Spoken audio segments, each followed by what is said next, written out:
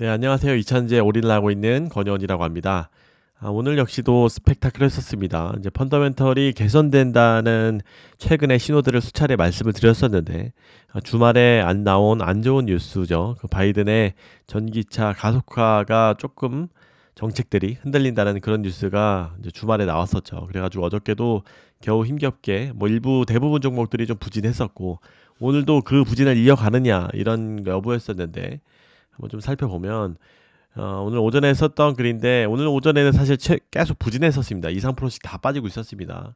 물론 어저께 나스닥이 쉬었고 또 선물이 조금 빠지고 있었지만 그거는 제외하고 제 개인적으로는 이 펀더멘털 개선과 미래가 흔들린 이 힘이 지금 두 개 하루만 본다라고 하면 최근 며칠만 본다라고 하면은 당연히 저는 펀더멘털 개선이 더욱더 중요하고 이 힘이 더 세다고 생각을 했었습니다.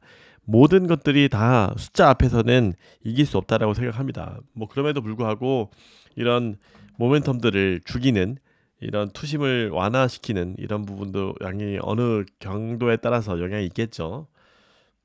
그래서 다시 말씀드리면 바이든 연비 규제 완화가 고비로 다시 또 들어왔었습니다. 이거를 뭐 아침에만 해도 못 넘기고 있는 형국인데 제 생각은 결국은 펀더멘털이 투심을 이기니까 좀 기다려 본다는 좀 생각을 남기려고 했었습니다. 물론 제가 바닥이라고 생각했던 그 근기는 수출량의 증가라든지 이제 리튬이 분명히 반등을 이루어지는 뉴스들이 많이 나왔기 때문에 말씀드렸던 거였었죠.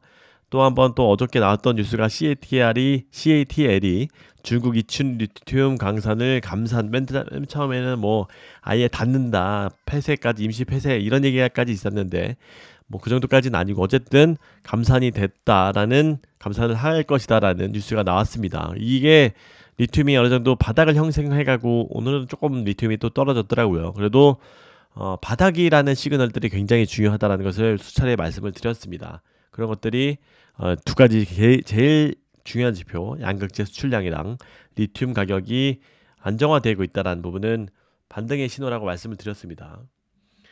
또 한번 이게 현대차 그 강동진 연구원님의 그 리포트도 가끔 참고를 하는데 완전히 제가 며칠 전에 블로그를 썼던 글하고 제목과 내용이 완전 카피된 겁니다.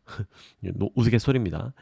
수출 물량과 리튬가의 안정세가 이 박자가 2차전지 업종의 저점 시그널들이다. 여기서 이야기하셨던 것들이 똑같습니다. 저랑 양극재 수출 판가는 여전히 하락하고 있지만 물량은 전월 대비 개선세로 전환되었다라는 거.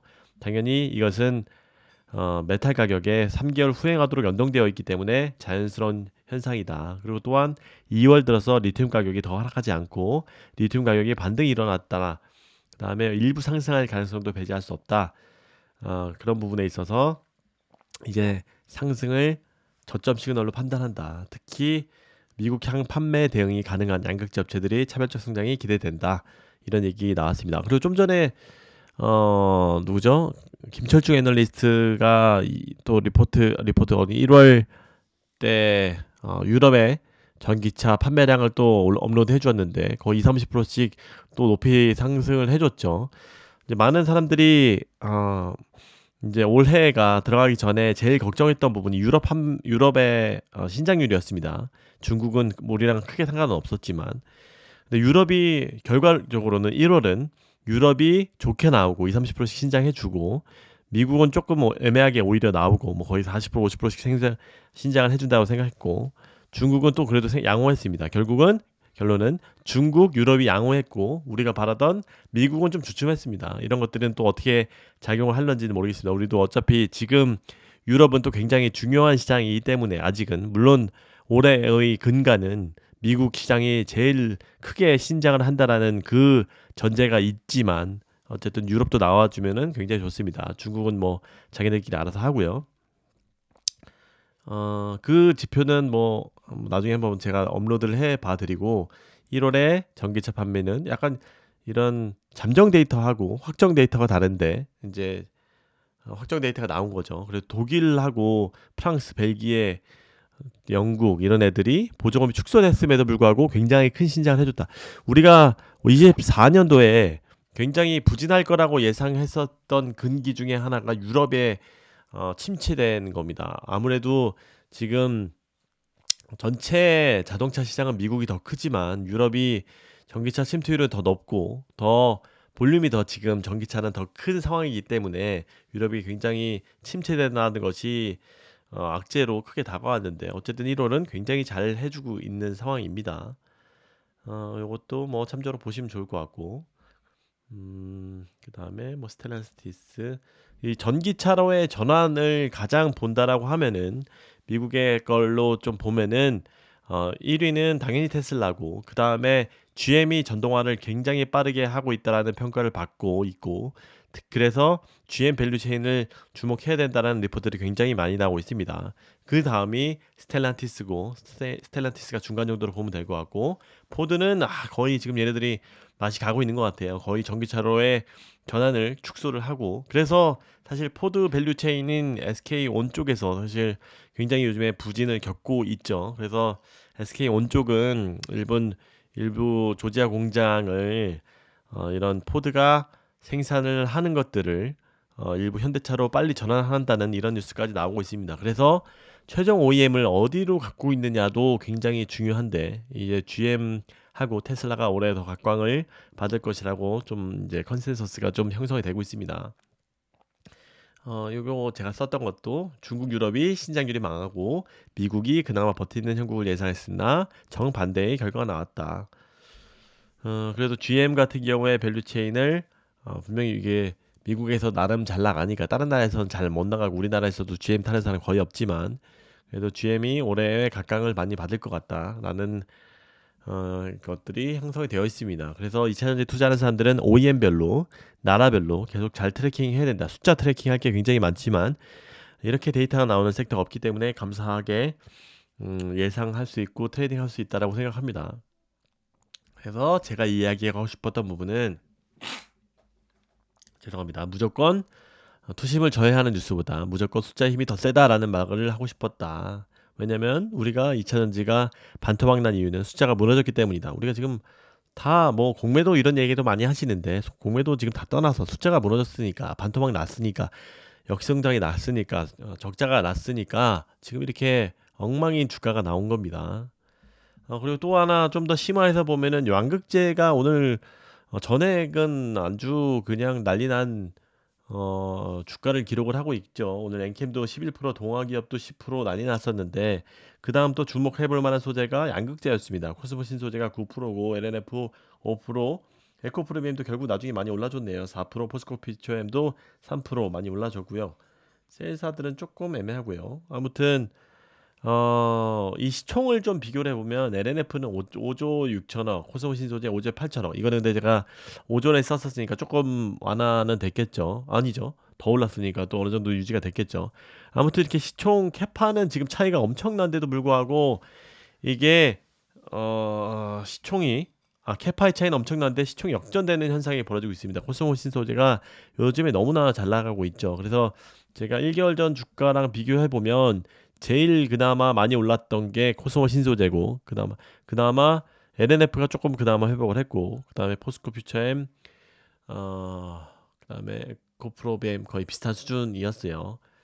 그래서 코스모 신소재는 말씀을 드렸지만 사실 저도 이 간격은 말이 안 된다고 생각합니다. 근데 그만한 이유가 있는데 당연히 코스모 신소재는 잘 나가는 이유가 있을 거고 LNF는 잘 안 나가는 이유가 있을 텐데 코스모 신소재는 소입경 양극재를 납품하면서 LG화학과 잘 협업을 하고 있다. 이게 뭔지를 좀 더 구체적으로 기술적으로 말씀드리면 이제 대입경 양극재를 LG화학이 좀 만들면 소입경 양극재를 코스모 신소재에서 납품을 받아서 이렇게 바인딩 해가지고 혼합을 해서 블렌딩 해서 이런 것들을 양극재를 LG 엔솔에 납품하는 구조를 지금 LG화학이 하고 있습니다. 그래서 LG화학 당연히 코스모신 소재가 직접 셀 회사에 3사에 납품하는 구조도 굉장히 훌륭하지만 뭐 어떤 대부분 회사들이 지금 에코프로이나 LNF나 포스코퓨처엠 다 두 개 정도로만 하고 있잖아요. 주력 업체들이 뭐 에코프로비엠은 LG 엔솔을 못 하고 있고 LG 엔솔은 삼성 SDI를 뭐 좀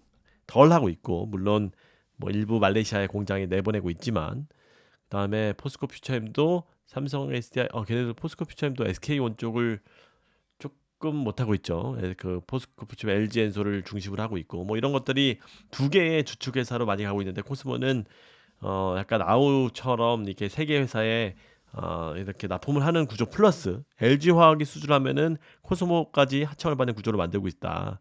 그래서 음, LG 화학이 최근에 수주를 했기 때문에 그런 부분에 있어서 매번 엘코스모한테 다시 하청받는 그 구조를 가져가고 있기 때문에 이런 수주에 대한 기대감 때문에 더 오르는 그런 부분도 있습니다.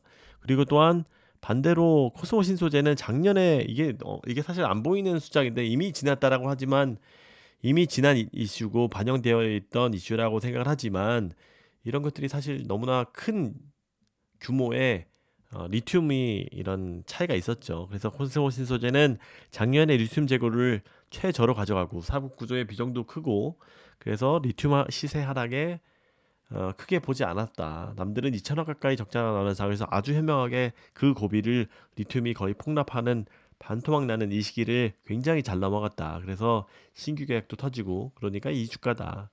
이게 뭐 물론 당연히 선반영되어 났더라고는 하지만 그 2천억이 선반영되었다라고 보기에는 이렇게 투자금이 많이 필요한 이런 양극재 회사에게는 굉장한 큰 갭을 줄여 주었다라고 생각을 합니다. 그래서 코스모 신소재가 이렇게 주가가 좋게 나름 잘 버텨주고 있는 거 아닌가 생각이 됩니다. 물론 PR이 굉장히 지금 다 높아져 있는 상황이긴 합니다. 그래서 양극재 섹터가 다시 돌아오면은 전체가 잘 나가는 것은 뭐 어떤 종목줄 이 4대장, 5대장의 LG화학까지 합하면은 전체가 잘 나가는 것은 사실 너무나 좋은 일입니다. 결국은 환경이 모두 같다고 하면 어느 정도 키 맞추를 할 테니까 물론 OEM 셀사를 어디로 갖고 있느냐가 등등 나뉘겠지만 그 논외로 한다라고 하면 다른 환경이 모두 같다면 예를 들어서 리튬 이런 것들이 너무나 지금은 크게 영향을 받고 이런 거 사실 뭐 수직 계열화 이 정도 수준 갖고 이렇게 벌어지지 않습니다. 지금 리튬 때문에 이렇게 크게 벌어진 것인데 이런 환경이 모두 같다라고 하면 어느 정도 키를 맞출 테니까 너무나 다 같이 오르는 것은 좋은 겁니다. 다만 LNF는 지금 수주 계약들이 터져야 됩니다. 그것들이 터져주지 않는 상황에서는 그냥저냥 남들 뒤나 남들이 10% 오르면 8% 정도 오르고 이런 정도의 수준의 집가일 것이다라고 썼는데 그 이후에 갑자기 거의 이렇게 크게 5% 이상 반등해줘서 감사했었습니다. 아, 여기 뒤에까지 썼었죠. 이제 굳이 3공장도 10만 톤 규모로 이제 뭐 나중에 이렇게 분할해서 3만 톤, 7만 톤 이렇게 또 운영하겠죠. 시운전 하는데 수주 안 터지고 그냥 갈 거냐? OEM들아 생산하는 거는 안 하고 납품 안 하고 배길 수가 있겠나? 나름 기술이 최고 수준인데 뭐 90% 단결정 양극재도 하고 있는데 그쵸. 아무리 그래도 단결정 양극재도 잘하고 완전 90% 하이니켈은 넘어서 울트라 하이니켈인데 당연히 납품을 하겠죠. LNF의 입장에서는 리튬 값 얘네들이 하도 많이 리튬을 이렇게 지금 작년에 리스크를 완전히 얻어맞은 바람에 이런 부분을 아주 꼼꼼하게 계획을 하려고 하겠죠.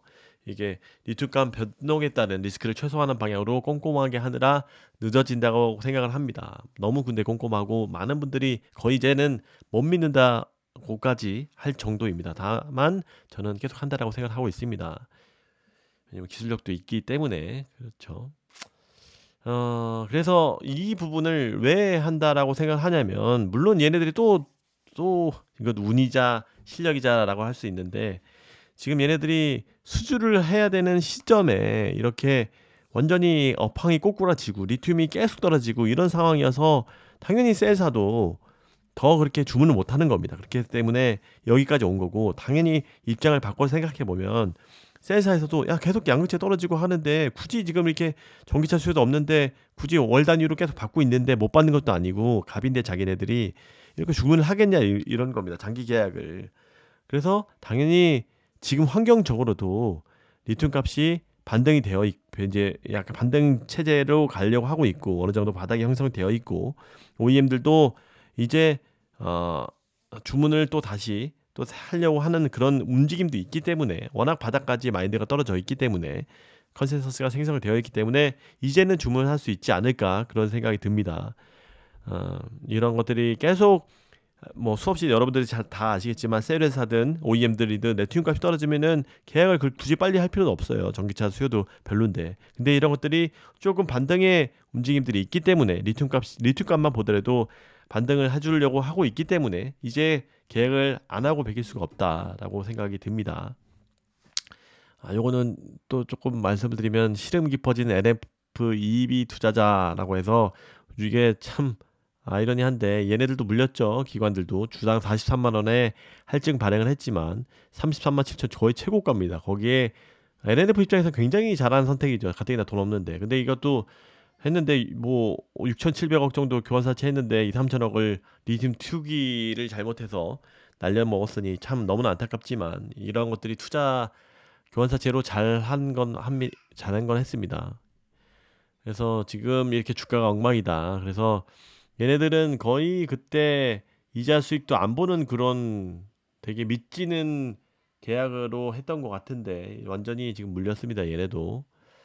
그래서 2030년 4월 16일까지 주식으로 바꿀 수 있는 권리가 있지만 얘네들은 물론 다 장기 투자로 하려고 했던 부분이겠죠. 그래서 이런 부분은 굉장히 얘네들도 저희랑 비슷한 상황이다라고 볼 수가 있고 그래서 뭐 말씀드렸듯이 수주가 2, 3월 저도 3월까지는 무조건 기다려본다고 하지 아무리 물론 얘네 레드우드에 대한 잡음도 굉장히 많지만 이런 것들이 분명히 수주로 이어질 것이라고 보고 있습니다. 그래서 다른 양극재의 수준에 어느 정도는 좀 부합하지 않을까 생각이 듭니다. 이런 것들이 리튬도 시세도 조금 이제 시간이 흘러서 물론 1분기 때 좀 떨어야 될 리튬이 좀 아직도 남아 있는 걸로 알고 있는데 아무튼 코스모 신소재와 어, 거의 죽듯 살아났던 LNF 좀 더 좋은 기대를 해보고 있습니다. 양극재들이 분명히 오늘 요약을 다시 또 해보면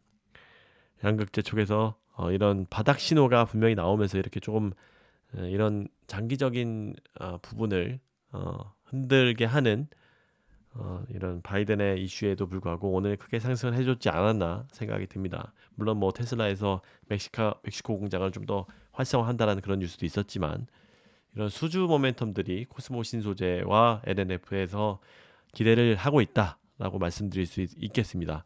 여러분들 이거 블로그도 좀 많이 찾아주시고 아직 좀 많이 모르시는 분들도 있어서 좀 참조해 주시면 더욱더 동기부여에 좋을 것 같습니다.